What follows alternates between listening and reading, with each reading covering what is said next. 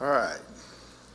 Genesis chapter 30 is where we left off 2 weeks ago, I think. I think we got down to about verse, 24. So we'll start with verse 25. But basically what we have here is Jacob has had 11 children up to this point, and he's got to deal with what you would say 4 wives, and they're jealous of each other, they're upset at each other, and I don't envy him at all. And but now we're getting down to chapter 30 and verse 25, and we're fixing to see him getting ready to leave Laban and getting ready to head back home. But there's still a few more little things to go through before that happens. So we'll start there in verse 25. It says, "And it came to pass when Rachel had borne Joseph, that Jacob said unto Laban, Send me away, that I may go unto mine own place and to my country. Give me my wives and my children, and for whom I have served thee, and let me go, for thou knowest my service which I have done thee. And Laban said unto him, I pray thee, if I have found favor in thine eyes, tarry, for I have learned by experience that the Lord hath blessed me for thy sake."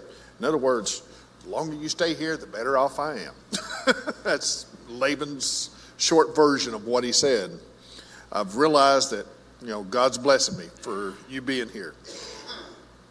And he said, appoint me thy wages, and I will give it. In other words, what do I owe you for all this time that you've been here? And he said unto him, Thou knowest how I have served thee, and how thy cattle was with me, for it was little which thou hadst before I came, and it is now increased unto a multitude, and the Lord hath blessed thee since my coming, and now when shall I provide for mine own house also? So Jacob's sitting here saying, okay, you didn't have much when I got here. Now you've got a bunch.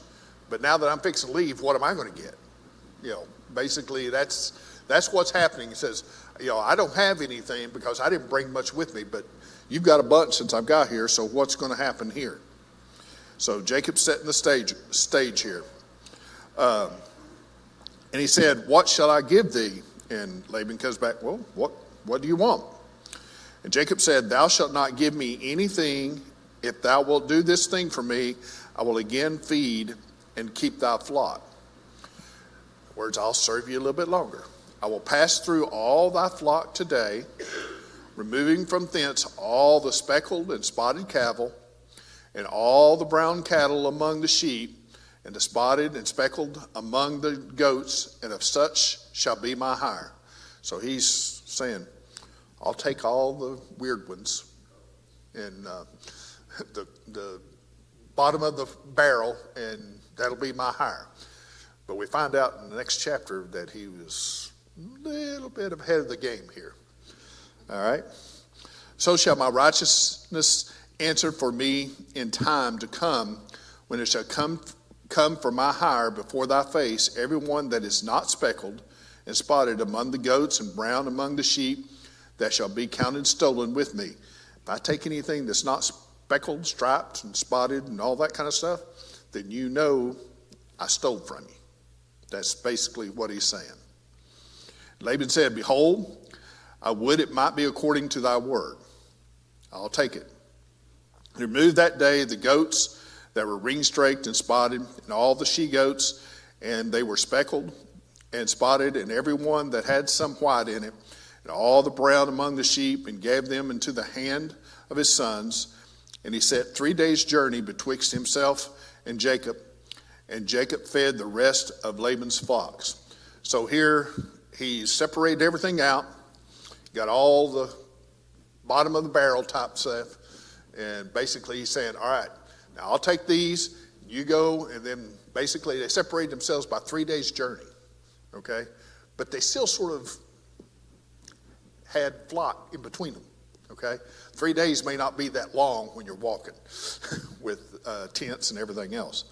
But so he set it up that way, and then, but The thing about it is that if you take a look over in chapter 31, I don't want to get over there too far, but if you notice in verse 7 of chapter 31, it says, "And your father hath deceived me and changed my wages 10 times, but God suffered him not to hurt me. If he said thus, the speckled shall be thy wages, then all the cattle were speckled. And if he said thus, the ringstrakes shall be thine hire, then bear all the cattle ringstrakes." In other words, he'd saw in a dream, or God had spoke to him, basically said, guess what? I'll multiply yours and dwindle his. So he already knew ahead of time what was going to happen. All right? So he knew what was fixing to happen, so watch what Jacob does. And Jacob took him, in verse 37, Jacob took him rods of green poplar and the hazel and chestnut tree and piled white strakes in them and made the white appear which was in the rods. In other words, he stripped the bark. Okay? Stripped the bark off of these trees or rods or sticks, whatever. And he set the rods which he had piled before the flocks in the gutters, in the watering troughs, when the flocks came to drink, that they should conceive when they came to drink. And the flocks conceived before the rods and brought forth cattle ringstrake, speckled and spotted. In other words, he was doing intermingling with all the cattle and all the strip, and you sit down and think about it, and you say, well, today's mindset, they know how to do this, breeding and all this kind of stuff to get basically the best of the crop and all that kind of stuff. Jacob was doing it way back when. All right, because God had told him somehow to do it. Now, I still don't understand the specifics of how he did it when you look at this, but it worked. And Jacob did separate the lambs and set the faces of the flocks toward the ringstraked and all the brown in the flock of Laban, and he put his flown flocks by themselves and put them not unto Laban's. So he kept getting more and more out of Laban's cattle because they kept getting interbred, with his. And it came to pass when whosoever the stronger cattle did conceive, that Jacob laid the rods before their eyes and the cattle in their gutters, and that they might conceive among the rods. So he also not only got the stripes and everything, but also the stronger ones, the more healthy ones. But when the cattle were feeble, he put them not in, so the feebler were Laban's and stronger ones Jacob's. So he pulled another one, pulled a fast one. Okay? And the man increased exceedingly and had much cattle and maidservants and men servants and camels and asses. So Jacob's finally getting ready to leave, and he's trying to get all the stuff he can. All in total, Jacob was there 20 years. We'll find that out next. It was 7 years for each wife and 6 more years for the cattle. Okay? So overall, 20 years, that's a long time to work for somebody else, ain't it? And all you got was a bunch of headaches with jealous wives. But anyway, he did it. And he served it good and served him well. But now trouble with the father-in-law is fixed to happen. So we get over to chapter 31, and what you'll find here and this goes pretty quick because a lot of it's just basically story, basically history on what happened. And he heard the words of Laban's sons, saying, Jacob hath taken away all that was our father's, and that which was our father's hath he gotten all this glory. And Jacob beheld the countenance of Laban, and behold, it was not toward him as before. Laban's not happy. Neither are his sons. Because basically he come back and said, Laban, Jacob's taking all this stuff away, and we ain't got much left. But Jacob beheld the countenance of Laban, and behold, it was not toward him as before. And the Lord said unto Jacob, return into thy land of thy fathers and to thy kindred, and I will be with thee. Now, I'm going to skip a little bit and go down to read verse 11. Now, you heard what the Lord said there in verse 3, right? return to thy land and thy fathers and thy kindred, and I will be with thee. Now let's go down to verse 11. And the angel of God spake unto me in a dream, saying, Jacob. And I said, Here am I. And he said, Lift up now thine eyes, and see all the rams which leap upon the cattle, which are ring-straked, speckled, and gristled. For I have seen all that Laban doeth to thee. I am the God of Bethel, where thou knowest the pillar, and where thou vowest the vow unto me. Now rise, get thee out of this land, and return to the land of thy kindred. That's probably all the Lord told him. Okay? But Jacob, when he talks to Leah and Rachel, adds a few more things to it, like he's been used to. So that's the reason why I wanted to skip down there and read that to you. Now, verse 4. And Jacob sent and called Rachel and Leah to the field and to his flock. In other words, they were back in the tents, taking care of the house and the kids and all that kind of stuff. He says, all right, come here. And he said unto them, I see your father's countenance, that is not toward me as before, but the God of my father hath been with me. Okay? And you know that with all my power I have served your father. Oh, here comes the buildup. And your father hath deceived me and changed my wages 10 times. Not exactly sure there was 10, but he's exaggerating. But God suffered him not to hurt me. If he said thus, the speckled shall be thy wages, then all the cattle bear speckled. If he said thus, the ring-straked shall be thy hire, then bear all the cattle ring-straked. Thus God hath taken away the cattle of your father and given them to me. So in other words, God's done all this, which he did. Okay? You know, it wasn't what Jacob really knew what to do. God did it for him. Okay? Because he knew he was going to fix and do that. So here we get down in verse 10. It says, And it came to pass at the time that the cattle conceived that I lifted up mine eyes and saw in a dream, and behold, the rams which leaped upon the cattle were ring-straked, speckled, and gristled. So he said he saw this dream of how he did that. There's a reason why he did it. But then we read the angel of the God come in and spoke to him. And then verse 14, we get down, it says, And Rachel and Leah answered and said unto him, Is there yet any portion of inheritance for us in our father's house? Are we not counted of him strangers? For he hath sold us, and hath devoured also our money. For all the riches which God had taken from our father, that is ours, and our children's, now then, whatsoever God has said unto thee, do. So they're coming in and saying, well, Laban's not giving us anything. You know, I mean, he's taking all this stuff away, so why not? Yeah, let's just go ahead and do what you said. You know, so that's the gist back and forth of what's going on. And you need to understand that they were sort of like ticked off a little bit, just like Jacob was, and saying, hey, this ain't going to go well. So here's what happens. Then Jacob rose up and set his sons and his wives upon camels, quite a few, when you consider how many he had. He carried away all his cattle and all his goods which he had gotten, the cattle of his getting which he had gotten in Pandaram, for to go to Isaac his father in the land of Canaan. And Laban went to shear his sheep, and Rachel had stolen the images that were his father's. All right, now we see idol worship going on, okay? So when Laban left, Rachel went in there and stole those idols. Can I steal your God? That shows you how good those idols were. If I can steal your God, they ain't much of a God, right?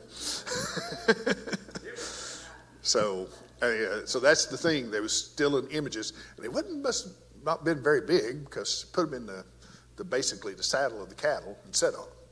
So they're in a little bit later when you see that. So she stole those. And verse 20 says, And Jacob stole away unawares to Laban the Syrian, in that he told him not that he fled. So he fled with all that he had, and he rose up and passed over the river and set his face toward the Mount Gilead. And that's probably one of the Euphrates or one of those rivers going down through there toward in Iraq. And he fled all that he had and rose up and passed over the river and set his face toward the Mount Gilead. And it was told Laban on the third day that Jacob was fled. So here he's already 3 days away, right? So now it was 3 more days before Laban figured out that he was gone. All right? So he's got at least 6 days ahead of him. All right? But he's traveling with all these cattle and all the women, all the children, everything else. So I'm saying he's not going very fast. Okay? So Laban heard this and said, what is this, him leaving in the middle of the night? You know, But in verse 23, and he took his brethren with him and pursued after him 7 days' journey. So it took him 7 days to catch up. So they wasn't too heavily burdened down. They went pretty quick. And they overtook him in the Mount Gilead. And God came to Laban the Syrian in a dream by night and said unto him, take heed that thou speak not to Jacob either good or bad. Can you imagine what Laban thought about that? Here he is, a worshiper of idols, and all of a sudden the real God comes down and scares him to death. I mean, you and I both would be shaking in our boots. All right? But that's what's fixing to happen. So Laban is pretty scared. And, of course, it was 3 days between them, and they caught up within 7 days. So here we are on Mount Gilead, and here's fixing to be the meeting. All right? So here's what happens. Can you imagine what the sort of conversation's fixing to happen here? And it says, verse 25, then Laban overtook Jacob. Now Jacob had pitched his tent in the mount, and Laban with his brethren pitched in the mount. And it says, and Laban said to Jacob, what hast thou done, that thou hast stolen away unawares to me and carried away my daughters as captives, taken with the sword? Wherefore didst thou flee away secretly and steal away from me, and didst not tell me that I might have sent thee away with mirth and with songs and with tabret and with harp? Sure. And hast not suffered me to kiss my sons and my daughters? Thou hast done foolishly in so doing. It is in the power of my hand to do thy hurt. Do you hurt. But the God of your father spake unto me yesternight, saying, take ye heed that thou speak not to Jacob either good or bad. So, and now, though thou wouldst be gone, because thou sore longest after thy father's house, yet wherefore hast thou stolen my gods? So, a little bit over-exaggerating himself, I think. But he's basically saying, you took off in the middle of the night. I would have given you a big party. I'd give you a going-away party. But basically, I'm sitting here saying, no. And of course, good and well, when he left, he was ready to go do some harm. And of course, all that's going on, and Jacob comes back and says the following. Verse 31, and Jacob answered and said to Laban, because I was afraid. Where's that sound familiar? Like grandfather, like father, like son. Every one of them was afraid when they got into a different land. They're afraid that other land would take his wife and do something to her and all that kind of stuff. So here Jacob, he was afraid. That means he didn't have faith in God. Okay?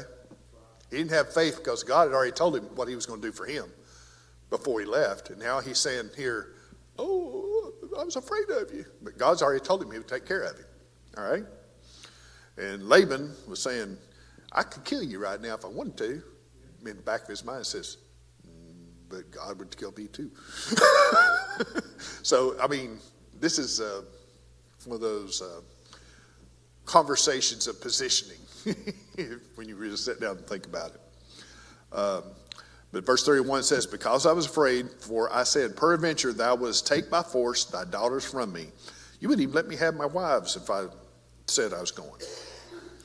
With whomsoever thou findest the God. Now, this is a fun one here.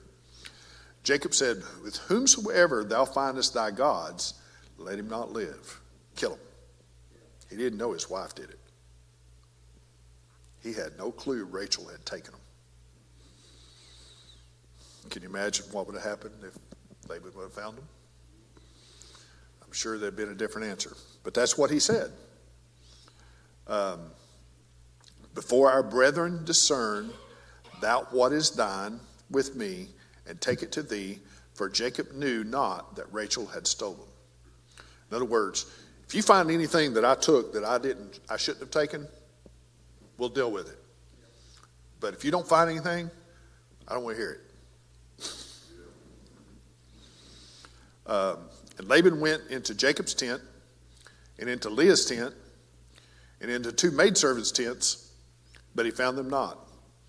And he went out of Leah's tent and entered into Rachel's tent. So all the wives and all the kids have their own separate tents, and all the husbands. So they're all in separate tents. All right? Now Rachel had taken the images and put them in the camel's furniture, which is basically the saddle and all that stuff, and set upon them. Laban searched all the tent, but found them not. And she said to her father, here comes the lie, let it not displease my lord that I cannot rise up before thee, for the custom of women is upon me. And he searched, but found not the images. I can't get up because that custom is on me. Time of the month, etc., was on me, so I better just sit here lying the whole time. So, rubs off, don't it? She gets away with it because Laban didn't search underneath her. And of course, I doubt if he assumed it would have been her to begin with, but basically that's the situation. So that sort of defused the issue when he didn't find them, even though he probably knew something was still going on. Now in verse 36, like I said, this goes pretty quick. Says, and Jacob was wroth and chode with Laban, so he was upset. Okay, chode basically means anger, basically arguing.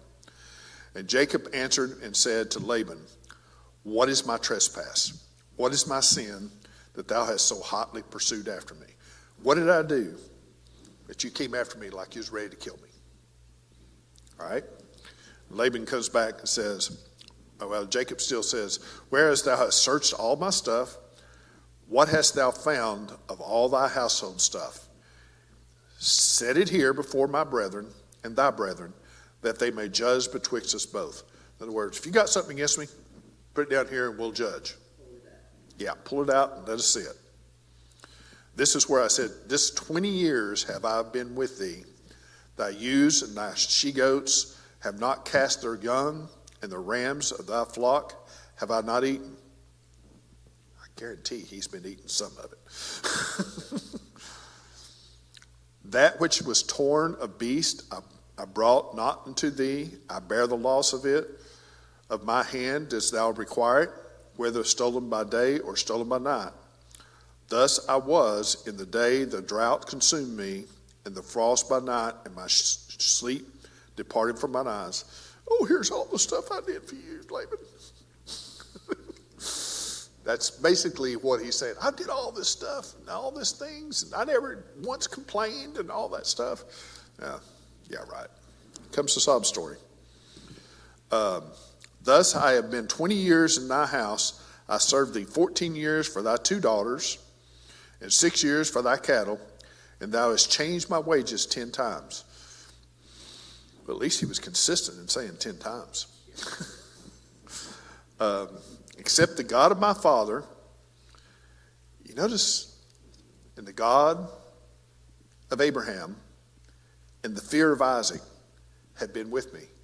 Nowhere does he say, my God. It's God of my father Abraham, fear of Isaac. So it has nothing. He's still not caught on to God's promise. I guarantee you at this point, he's still in a concerned stage.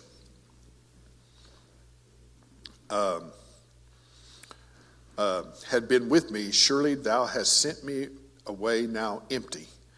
God has seen mine affliction and the labor of my hands and rebuked thee yesterday. In other words, he told you, leave me alone. Okay?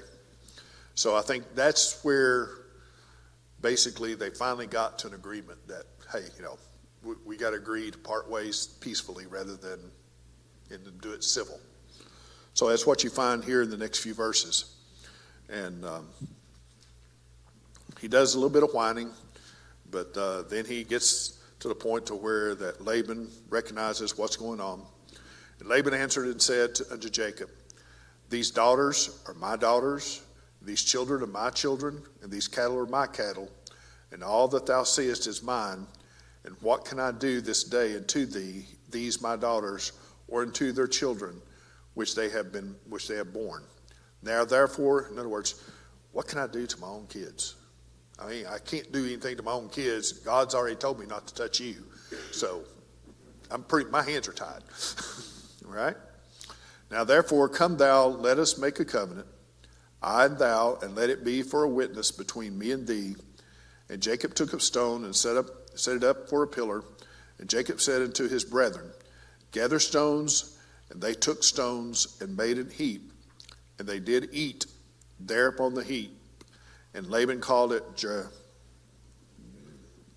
Jegarshi. I can't pronounce that word. But Jacob called it Galid, which basically means, I forget what that one means. I thought I wrote it down somewhere, but I didn't. Yeah, heap of witness. There it is. I knew I had it somewhere, but heap of witness. So basically, it was for a witness of their agreement. And Mizpah, for he said, the Lord which between me and thee, when we are absent one from another, if thou shalt afflict my daughters, or if thou shalt take other wives beside my daughters, no man is with us. See, God is witness betwixt me and thee.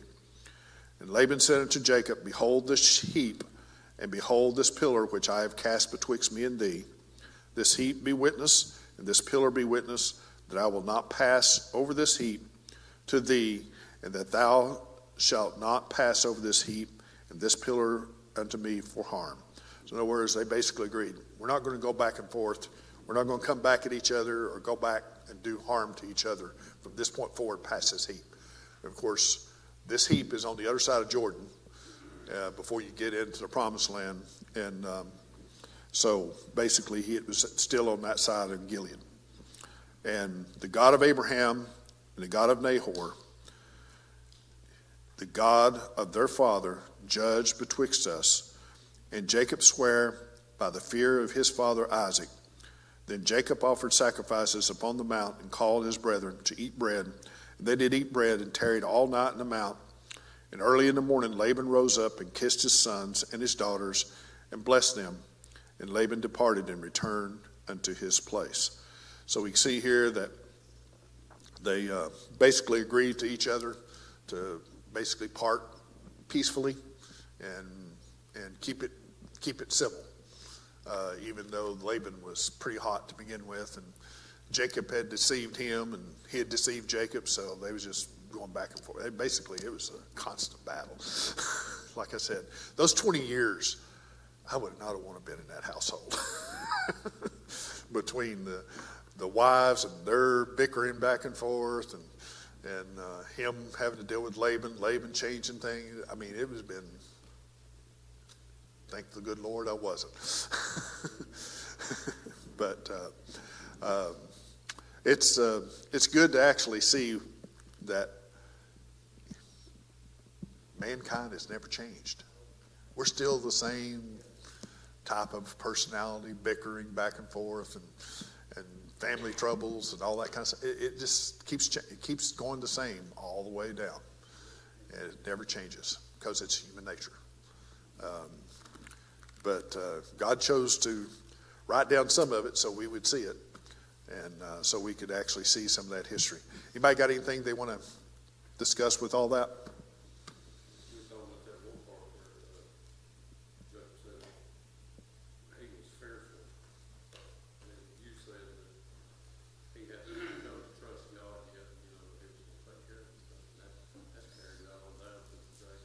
Yep. Yep. We, yep.